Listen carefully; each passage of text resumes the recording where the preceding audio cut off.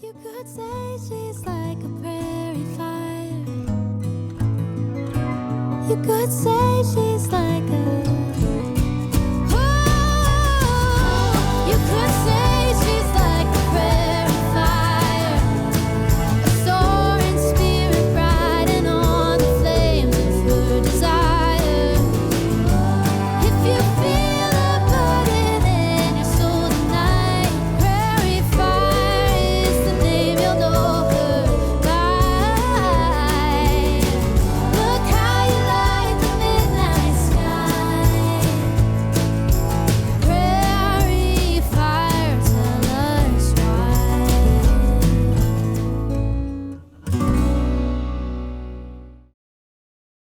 Welcome to our very first holiday edition of Prairie Fire. I'm Sarah Edwards. Stay tuned in just a few minutes for an appearance by our very own Charles Dickens, and later in our program, a special performance by the University of Illinois' Black Chorus right here in our studio. We begin in Bull Valley, Illinois, home to Operation Wild Horse. It's an organization that aims to create a therapeutic bond between military veterans and wild mustangs. We visited on a Monday night when they were hosting a special program for women's veterans.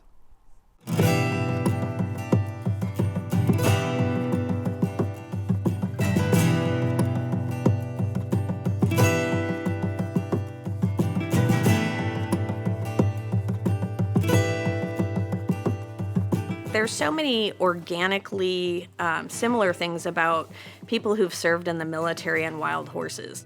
They were both basically owned by our government at one point in time. You know, when you sign up to go into the military, you don't have a choice of where you're sent in the country or out of the country. You don't get to decide your life for the time that you're in there. Well, for our wild horses who are on Bureau of Land Management land, once they're rounded up, they also don't get a decision on where they're going to be sent in the country and what the rest of their life is going to be like.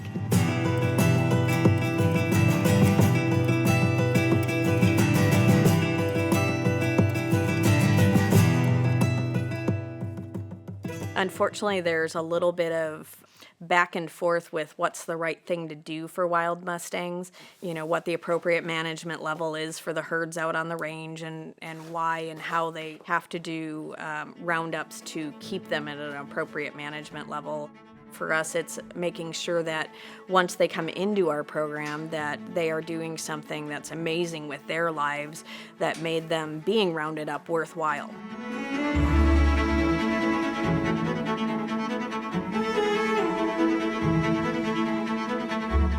A lot of the time we get veterans who come in here and they've been through something and they don't feel like anybody else in their life can relate to it. I'm here to give the veterans in active duty military a place where they can come in and they can talk to other people who understand what they've been through. It's my place to give them space to let that healing happen.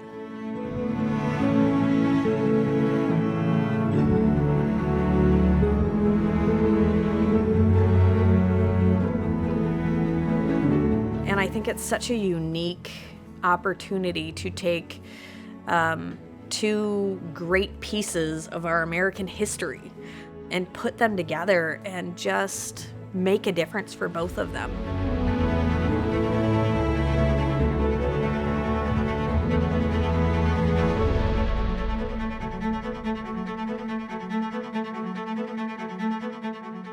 Normally, the first time a veteran comes out, it's just kind of a get-to-know-you type of session. And very often, the Mustangs will actually pick their person.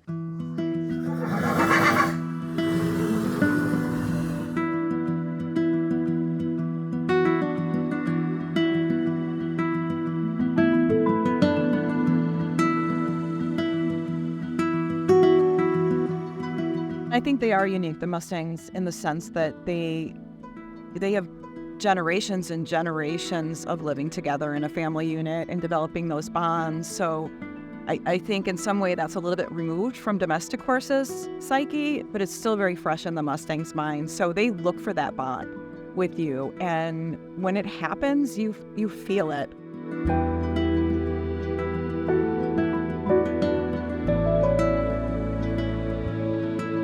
the the women veteran experience is so different from what a male veteran's experience is in the military.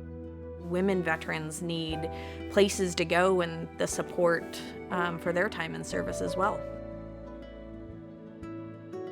When I joined the Air Force, I was 24, almost 25. I joined the military because I wanted to see the world. My job in the Air Force was information technology. I was right at the beginning of computers and things like that. I put in for special orders and I was lucky enough to get chosen to go to Belgium. And I got assigned at the Supreme Headquarters Allied Powers Europe, also known as SHAPE. And there I got to work in more of a security realm. And I was the first female to be assigned to that office. Our officer in charge was a Royal Air Force British lieutenant. And he basically said to me, we tried to get your orders stopped. We didn't want a female in this office, but the Americans sent you anyway. As women, we're often just considered, you can't do the job, you're only a distraction, we're gonna have to pull the weight for you. These guys, well, she's not out in the shop, so that means she's not working. If she's not physically working, she's not doing work. You give up, and I got out when I probably wanted to stay in, but I recognized I wasn't gonna go as far as I wanted to go. You probably lose a lot of people that way in the military. As a female veteran, if I'm with a guy of some sort, whether it's my brother or my father or a significant other, it's always expected that they were the veteran. It's easy enough to just correct somebody, and it seems like our society always feels really bad if they say that, but it would be nice if they just saw me.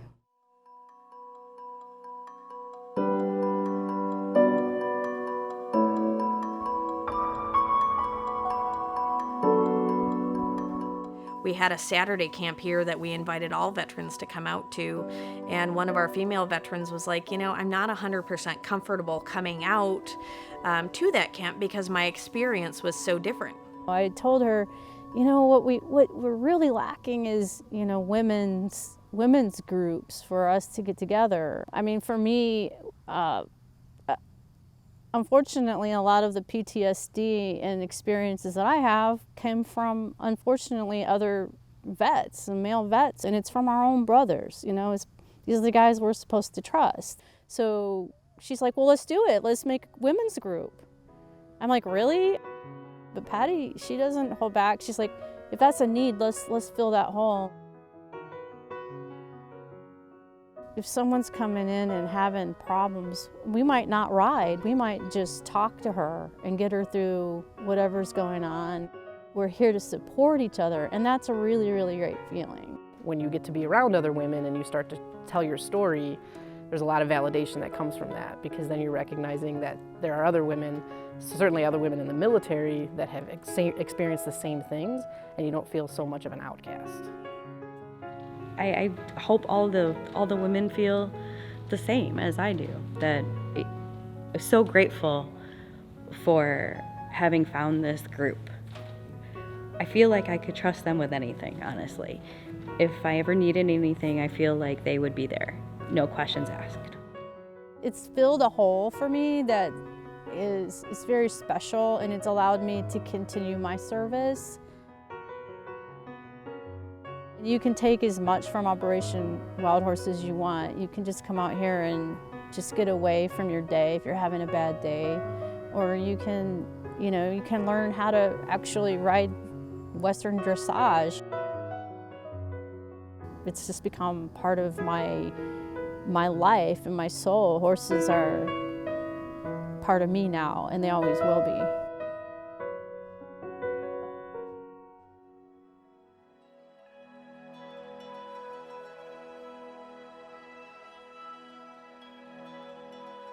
You can't have a bad day when you're hanging out with horses and burros.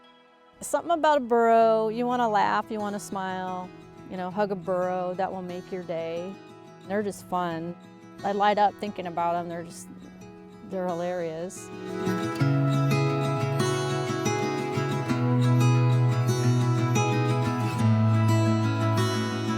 I'm protective of this program. Every one of these horses they're my babies, and I want to see the growth in them as well as the growth in the men and women that come through our gates.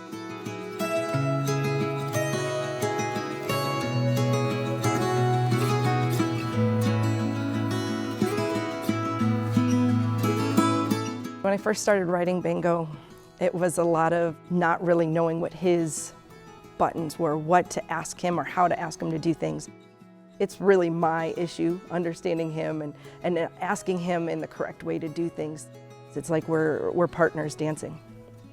The first time I got here, you know, you're just kind of walking down the line looking at the horses, and instantly it was like I looked at Jelly and he had like this response, and it was like an instant pairing almost. He's nuzzling me and he was like giving me hugs, and he's a giant horse. And it was like one of those moments where he sensed I needed something and he gave me a hug. And I didn't ask for it, he just gave it to me. This is an animal who saw me in a moment that I needed to be seen. So that's the importance of being part of an organization like this and interacting with animals, because we don't talk to them, we just feel with them.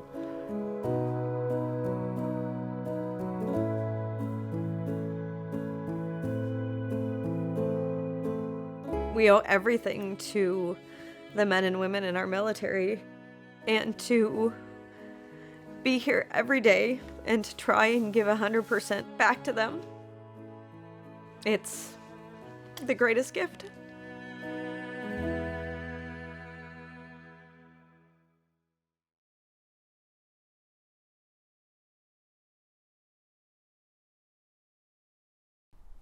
The great author Charles Dickens toured the East Coast and the Midwest in 1842, and then he wrote a book about it called American Notes for General Circulation, which was published later that same year. Now, suffice to say, he really roasted the Midwest and Midwesterners in that book, but now he claims he has something we'll all like, just in time for the holidays.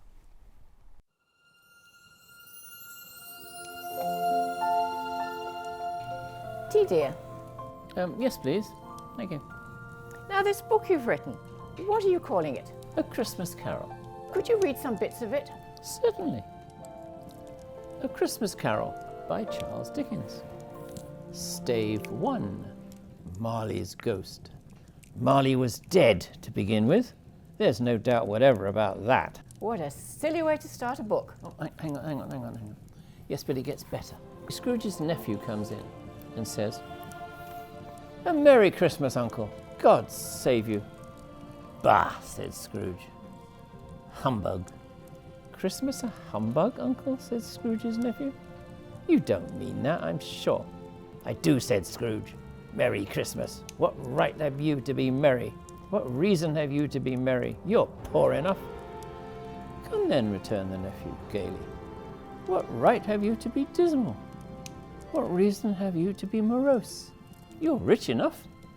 Scrooge, having no better answer ready on the spur of the moment, said "Bah," and "Bah" again, and followed it with "Humbug. Every idiot who goes about with Merry Christmas on his lips should be boiled with his own pudding and buried with a stake of holly through his heart." Well, this is rubbish. Depressing, if you ask me. Hang on. Wait, it gets better. And then Scrooge gets home. His dead partner, Marley, visits him as a ghost and says, "You will be haunted by 3 spirits. And then the first spirit comes. It was a strange figure, like a child. "I am the ghost of Christmas past." "Long past?" inquired Scrooge. "No, your past." They passed through the wall and stood on an open country road, with fields on either hand. The city had entirely vanished. It was a clear, cold, wintry day, with snow upon the ground. "Good heavens," said Scrooge. "I was bred in this place. I was a boy here." So he sees scenes from his childhood? And then? It reminds him of happier times and how he used to enjoy Christmas. And then in comes the ghost of Christmas present, the giant jolly fellow with a robe and a flaming torch and food spread around him. and he talks to Scrooge about how Scrooge only values money. And then he takes him to see Scrooge's assistant, Bob Cratchit, and his family having Christmas dinner. They are very poor and they have a very scanty Christmas, but they enjoy every bit of it together. And Bob says, "A Merry Christmas to us all, my dears. God bless us." Which the family re-echoed. "God bless us, everyone," said Tiny Tim, the last of all. You see, Tiny Tim's a small boy and he's very sickly. "Spirit," said Scrooge, "tell me if Tiny Tim will live." "I see a vacant seat," replied the ghost, "in the poor chimney corner, and a crutch without an owner, carefully preserved. If these shadows remain unaltered by the future, the child will die." Oh dear. But this is when the third most frightening ghost appears.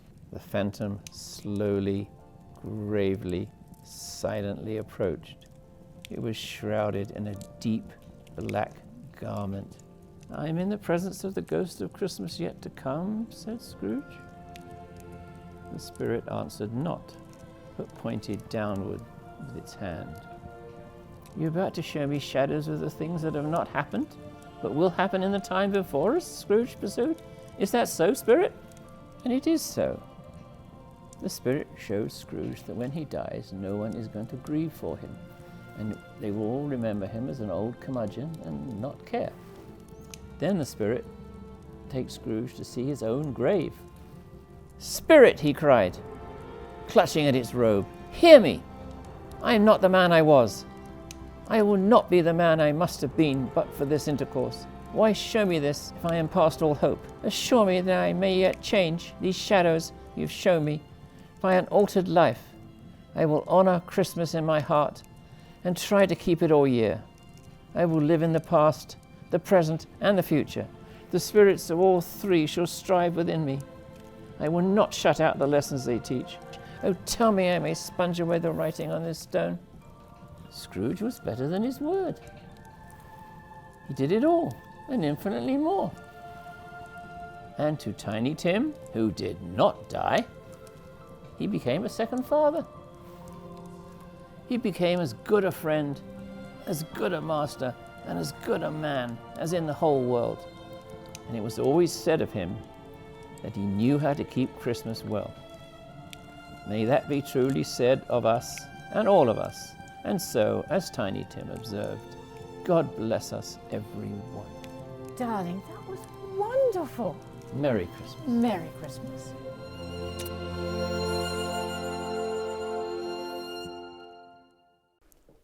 One of Central Illinois' greatest choral treasures is the University of Illinois Black Chorus.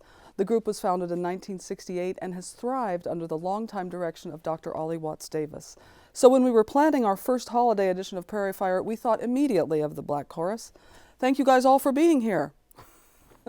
Dr. Davis, you have been in charge of this choir for how many years now? It's been a long time, hasn't it? It has been a long time. I would say over 40 years, probably around 41. Wow. And so tell me a bit about the membership of your choir and kind of the repertoire that you sing. Certainly. Students from across campus, from all the colleges, participate in the Black Chorus.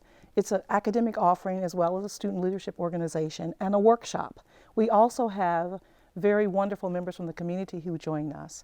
And the repertoire we sing includes the music of Black America in all of its forms, from R&B, soul, hip-hop even, gospel, spirituals, anthems, and hymns. Black Chorus is not only a choral experience, it's kind of a peer-to-peer experience, and you kind of create groups within the chorus to make sure that everyone's doing well socially and academically as well. Tell me a little bit about that. I'm delighted to tell you about that. The Black Chorus is a community, and we have as our mantra that I am you and you are me and we are us. And so intentionally we form groups and we have activities where we celebrate community and we celebrate unique contributions. So we have a peer-to-peer sort of mentorship program where the upperclassmen try to spend some time with the underclassmen. And we have a leadership component where we have elected student officers, and they are charged with having someone to shadow them to learn what they do. And then we have a tremendous volunteers who take care of like the wardrobe, attire, the infrastructure. So it's peer-to-peer leadership development, and it's just a group that believes in community, and they find a sense of unity and purpose by working together. Excellent. Tell me where we can see the Black Chorus in this community and beyond. In our Urbana-Champaign community, you can see us perform at Smith Recital Hall and Smith Memorial Hall on campus, the Great Hall of the Krannert Center for the Performing Arts, and oftentimes we find ourselves doing community events as well. If you really are missing us, you can meet us on Wednesday evenings at the Krannert Center in the choral rehearsal room. That's where we prepare our offerings. So you can actually come to one of the rehearsals? If you let me know in advance. Otherwise, we would have a room full of audience members. Right. You're very popular in the community, obviously. So thank you so much for being here, and thank you, choir. Thank you for having us.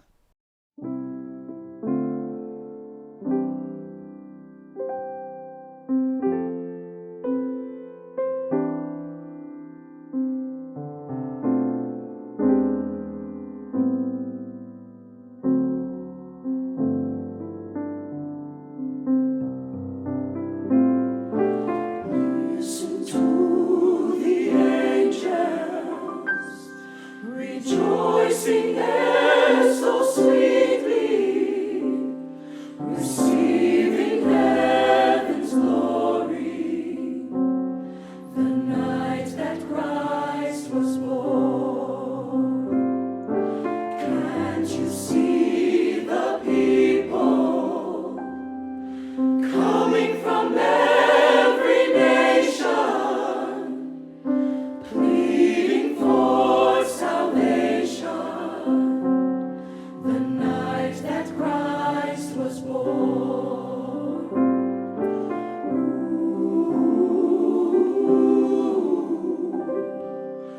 Ooh.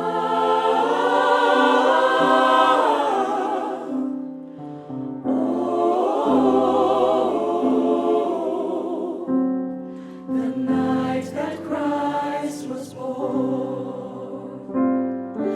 Listen to the angels rejoicing ever so sweetly, receiving heaven's glory, the night that Christ was born.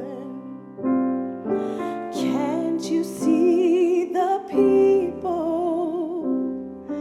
coming from every nation, pleading for salvation,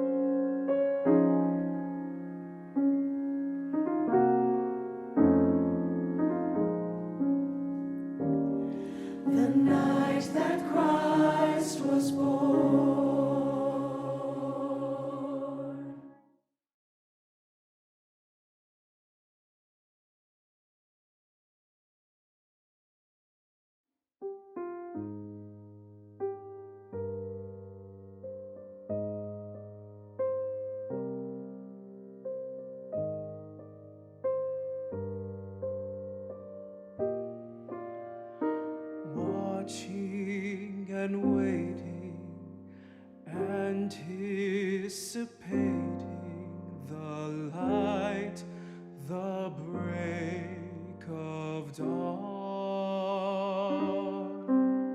But God sent His glory, redemption story, His love, His only Son. Noel, Noel, Noel, Noel, love has come. Go tell your neighbor His grace, His favor has come to everyone. Lift up your voices, heaven rejoices. Behold, the Son has come. Noel.